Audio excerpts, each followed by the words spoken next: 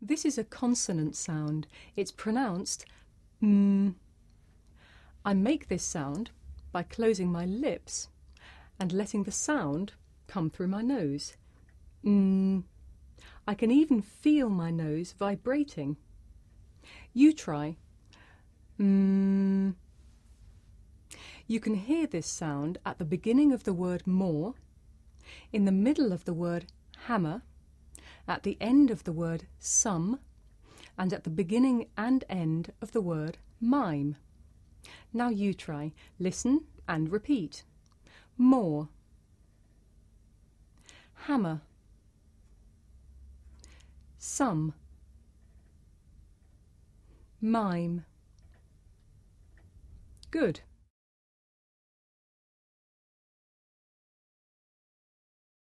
It may be difficult to hear the difference between this sound, and two similar sounds, the sound n that you hear at the end of the word sun, and the sound ng that you hear at the end of the word sung.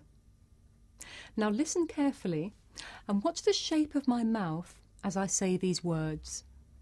Some, sun, sung, rum, run, rung.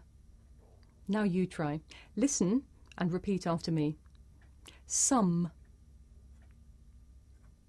sun,